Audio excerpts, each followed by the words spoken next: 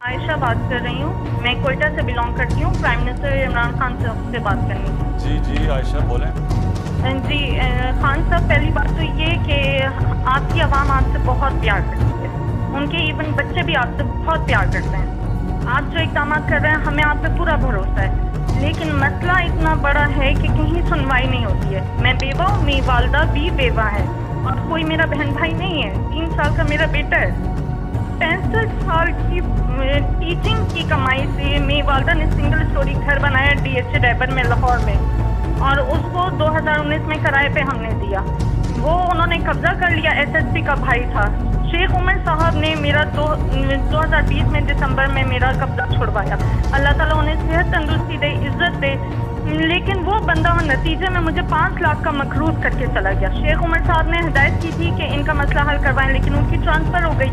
جو نئے سی سی پی او صاحب تھے انہوں نے بھی ہدایت کی۔ اب وہ صرف اب تک جو ہے ہدایت ہی چل رہی ہے، ایس ایس پی کے بھائی ہونے کے ناطے کوئی مسئلہ حل نہیں ہوا، اور نتیجہ یہ نکلا کہ میری والدہ نے اتنی ٹینشن لی کہ وہ کینسر پیشنٹ ڈائگنوز ہو گئی ہیں۔ میرے پاس کفن کے بھی پیسے نہیں، اور میں نے بینک سے لون لے کر اپنی والدہ کا علاج کروا رہی ہوں۔ آپ مجھے بتائیں، بچے کو پالوں، پیسے لوگوں کے دوں میں لون کے پیسے دوں؟ کم سے کم میرے پیسے تو مجھے دلوائیں، میں کیا کروں؟ اور کم سے کم سوسائٹی اتنی بڑی ہے، اس کو اس چیز کا پابند بنائیں کہ جس طرح عسکری سوسائٹی وہ رینٹ کے معاملات کو دیکھتی ہے تو یہ بھی رینٹ کے معاملات دیکھے۔ اور کم سے کم آپ چیف جسٹس کو ہماری اپیل پہنچائیں کہ ہمیں کس بات کی سزا دی جاتی ہے، کیوں اسٹے دیا جاتا ہے ایسے لوگوں کو، کس بات کا اسٹے دیا جاتا ہے؟ میں آپ یقین کریں، کووڈ میں کوئٹہ سے لاہور پورا 1 سال میں ہاسٹل میں خوار ہوتی رہی، پورا 1 سال ایک کمرے میں ہاسٹل میں اپنی والدہ اور بچے کے ساتھ میں رہی ہوں کہ میرا گھر کسی طرح چھوٹ جائے، لیکن کچھ نہیں ہوتا تھا۔ آپ کے نمائندوں کے پاس بھی میں گئی، ذلیل ہوتی تھی میں۔ جی دیکھیے، یہ میں نے اپنے پچھلے 30 سال میں کتنی دفعہ اس طرح کی کہانیاں سنی ہیں، اور یہ آپ بات ٹھیک کہہ رہی ہیں کہ ہمارا جو سسٹم ہے، جو انصاف کا نظام ہے، وہ آہستہ آہستہ کام کرنا چھوڑ گیا۔ اور وہ جو انصاف ہوتا ہے نا جی، میں آپ کو پہلے سمجھا دوں انصاف ہوتا کیا۔ انصاف تو کمزور کو چاہیے ہوتا ہے، طاقتور تو اپنے آپ کو قانون سے اوپر جاتا ہے کہ قانون اس کے لیے ہو نا۔ یہ جو سارا مافیاز ہیں پاکستان میں، جو اس وقت سب اکٹھے ہوئے ہیں کہ کسی طرح یہ گورنمنٹ چلی جائے، ان کی کیا مسئلہ کیا ہماری گورنمنٹ سے؟ ان کا مسئلہ یہ ہے کہ قانون کے اوپر رہنا چاہتے ہیں، اور اگر یہ قانون کے اوپر رہتے ہیں تو یہ ملک آگے اس لیے نہیں بڑھ سکتا کیونکہ کوئی بھی دنیا میں جس ملک میں قانون کی حکمرانی نہیں ہوتی وہ ملک آگے نہیں بڑھ سکتا۔ جتنے بھی ملک آگے بڑھے ہوئے ہیں، کیونکہ جس کا بھی واسطہ پڑا ہے باہر ایڈوانس سویلائز ترقی یافتہ ملکوں کو دیکھنے کا، تو ان میں ایک چیز ہوتی ہے قانون کی حکمرانی، کوئی قانون کے اوپر نہیں۔ وہاں مافیاز نہیں کام کر سکتے، وہاں قبضہ گروپ نہیں چل سکتا، وہاں آپ کو سفارشیں نہیں چاہیے ہوتی۔ آپ کو پرائم منسٹر کو ٹیلی فون کر کے نہیں بتانا پڑتا کہ جی میرے گھر کے اوپر قبضہ ہوا ہے اور کسی طاقتور نے، اور ہم ہیں بھی، اور اگر کوئی آدمی بھی نہیں ہے گھر میں مدد کرنے والا تو ان کا کیا بنتا ہے؟ یہ ساری جو جنگ ہے، جو اس کے لیے میں پولیٹکس میں آیا تھا، انصاف کی تحریک، اس ملک میں کمزور کی حفاظت کرنے کے لیے، کمزور کو اور طاقتور کو قانون کے نیچے لانے کے لیے یہ سٹرگل ہے۔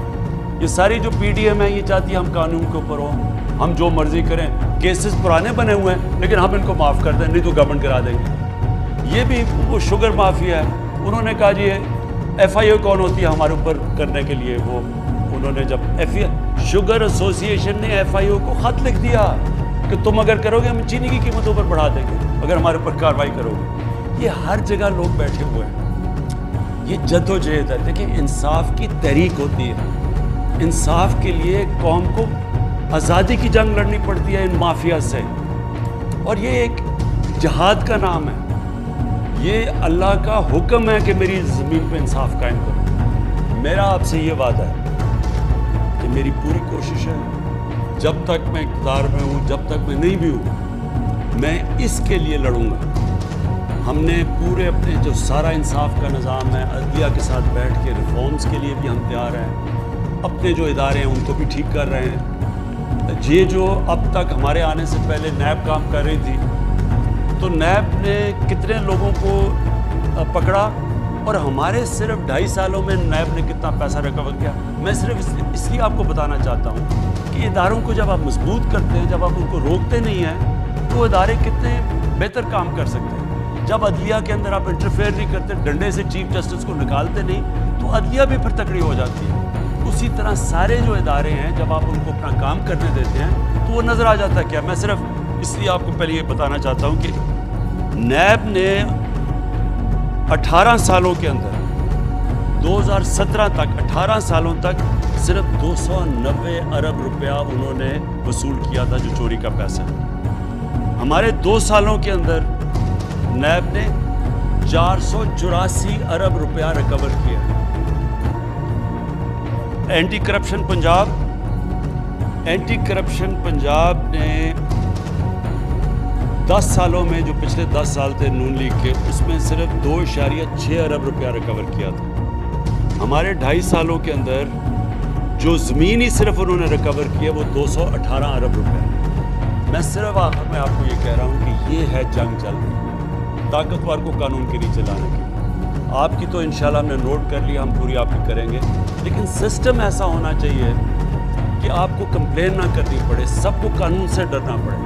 اور یہ ایک جہاد کا نام ہے, یہ ہم لڑ رہے ہیں انشاءاللہ.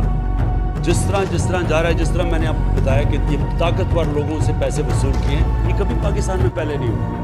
اتنے طاقتور لوگ جب جیل میں جا کے پھر دھمکیاں دے تھے کہ عمران خان تمہیں بھی ہم دیکھ لیں گے, یہ پہلے کبھی انہوں نے جیلوں کے چکر نہیں لگائے.